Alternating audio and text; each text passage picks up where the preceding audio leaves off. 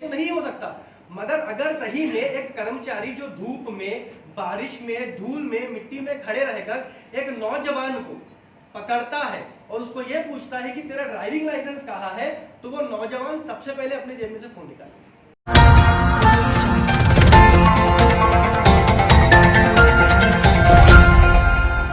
राजनीति को अगर आप तोड़कर देखा जाए तो राज और नीति ये दो अलग अलग शब्द बनते हैं। राज करने की नीति, मैं कहूंगा अगर आपका ये उपलक्ष्य है तो आप दिलों पर राज करने की नीति के हिसाब से काम करें, ना कि जगह पर। आज हम हमारे शहर में औरंगाबाद में परेशान है औरंगाबाद के डेवलपमेंट को लेकर। मैं कहूंगा अगर आपको राजनीति बहुजन समाज पार्टी के इस प्लेटफॉर्म पे करना है तो आप एक ऐसी राजनीति करें जहां पे हम औरंगाबाद के बेरोजगार युवाओं को रोजगार दें। आज अगर हम देखेंगे तो हम लोग खुद कहीं ना कहीं लिमिटेड है अपनी सोच में। 8 दिन पहले हमारे कुछ भाइयों ने आपस में पैठन गेट पे हड़ताल कर दी, क्योंकि दुकानदार नहीं चाहते थे कि वहां पर ठेले खड़े रहे और ठेले नहीं चाहते थे कि दुकानदार हमको यहां से हटाए। तो इन दोनों की लड़ाई में जो है कहीं ना कहीं ठेले वालों को हटा दिया गया, क्योंकि वो कानूनी तौर पर सही नहीं थे।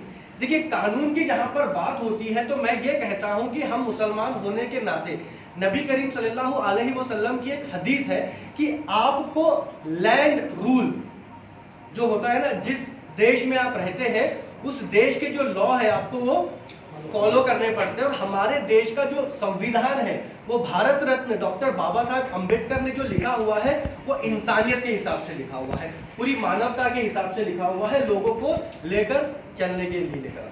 मैं बहुजन समाज पार्टी के यहाँ पे जो पद अधिकारी है, जो कार्यकर्ता है, उनको इस प्लेटफॉर्म के माध्यम से ये कहना चाहूंगा कि कहीं ना कहीं ये जो पैठन गेट पे हुआ है, आप सोचिए कि आप पैठन गेट पे जा रहे हो किसी ठेले से कोई फल खरीदने के लिए, आपने रोड के ऊपर गाड़ी खड़ी की हुई है, क्या आपकी वजह से ट्रैफिक जाम नहीं होगा?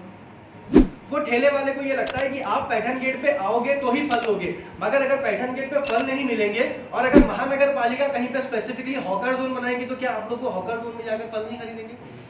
क्या इससे हमारे शहर की जो ट्रैफिक की समस्या है ये हल नहीं होगी? होगी नहीं होगी? क्या आज हम लोग ट्रैफिक की समस्या से जूझ नहीं रहे हैं?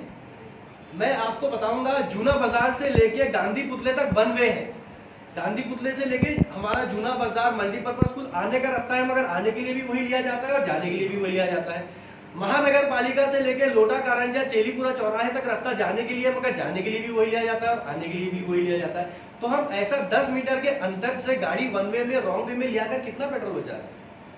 और फिर हम कहीं ना कहीं प्रशासन को इस बात का जिम्मेदार मानते हैं कि पुलिस कुछ नहीं कर रही। मैंने भी बहुत माता पच्ची की ये सोचकर कि पुलिस कुछ नहीं कर रही है, यहाँ पर हमारे मुस्लिम मोहल्लों में पुलिस के पॉइंट नहीं है, हमारे जो है यहाँ पर पुलिस ही हमारे बच्चों को बिगाड़ रही है, ट्रिपल सीट चला रहे हैं, बिना लाइसेंस के चला रहे हैं। तो मैंने ये सोचा कि आखिरी बार किसी सिग्नल पर पुलिस ने हमारे नौजवान को रोककर ड्राइविंग लाइसेंस कब पूछा?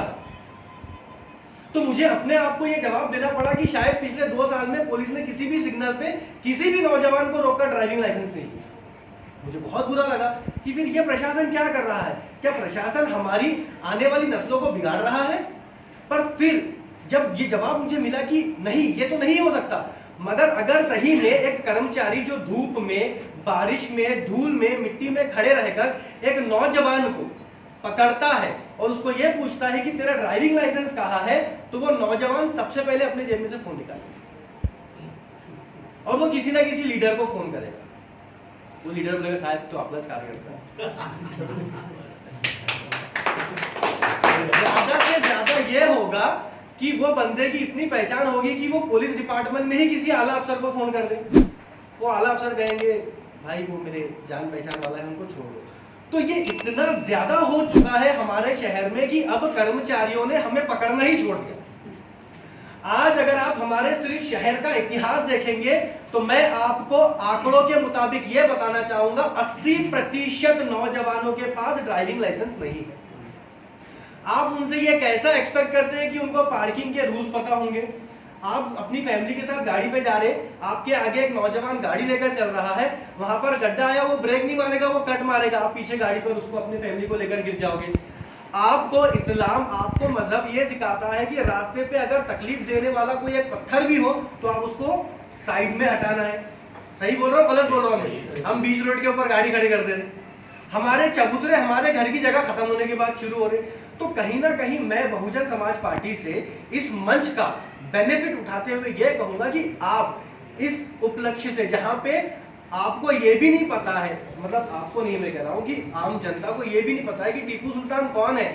आपको टीपू सुल्तान रहमतुल्लाह अलैह का नाम लेने के लिए भी अगर सोचना पड़ रहा है तो आप उनकी लर्निंग्स, आप नुमाइंदे हैं, आप मुसलमानों के चेहरे हैं। जब तक आप लोगों को नहीं बताएंगे कि आपका मजहब क्या सिखाता, लोगों को कैसे मालूम पड़ेगा? भाई ने अभी निजाम का एग्जाम्पल दिया, तो अंग्रेजों का तो काम ही है डिवाइड एंड रूल। वो लोग इस देश में आपस में हम लोगों को लड़ा कर ही गए हैं, मगर कि अब भी हम लड़ते जाएंगे। मैं वापिस से आपको इस्लाम कहना चाहूंगा कि इस्लाम आपसे यह कहता है, नबी करीम सल्लल्लाहु अलैहि वसल्लम की यह हदीस है कि असल शख्स वो है जिसके हाथ से और जिसकी जबान से दूसरा शख्स महफूज रहे।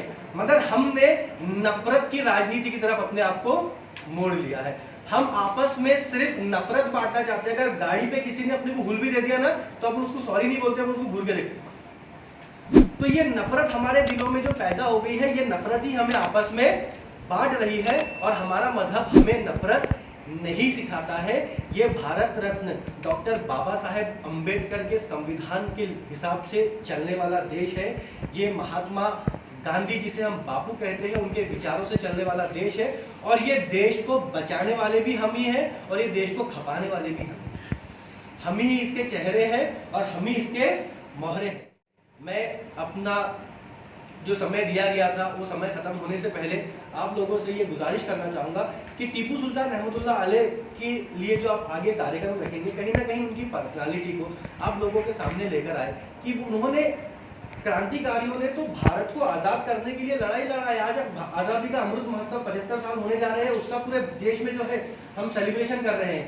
मगर उसके पहले जब ये अपने कदम जमा रहे थे देश में, तब हमारे जो बादशाह थे मीर फतेह अली बहादुर, जो कि एक राजा थे, ये कोई एक विलन नहीं थे जिसको आज सिर्फ आपस में बांटने के लिए विलन का नाम दिया जा रहा है। इनके बारे में बताइए। कहीं ना कहीं आप टीपू सुल्तान रहमतुल्लाह अलैह के नाम पे एक कैंप रखिए, जिसमें आप जो है नौजवानों को ड्राइविंग लाइसेंस बनाकर दीजिए, ताकि उनको ड्राइविंग के रूल्स जो है पता चले, उनको भी पता चलेगा कि कुछ अच्छे काम हो रहे हैं ऐसे क्रांतिकारी शहीद लोगों के नाम। प्लेटफॉर्म को हम कहीं ना कहीं एक अच्छे तरीके से अगर इस्तेमाल कर सकते हैं, हमारे नौजवानों को जो है हम बता सकते हैं ड्राइविंग लाइसेंस बनाओ।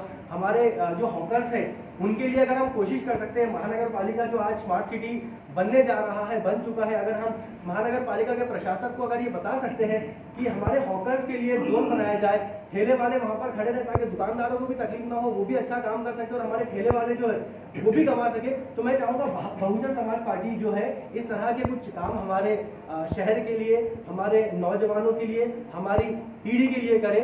इससे ज़्यादा मैं और आपका समय नहीं लेना चाहूँगा। अगर गलती से मैंने कुछ और कह दिया हो जो आपको बुरा लगा हो तो मैं माफ़ी चाहूँगा।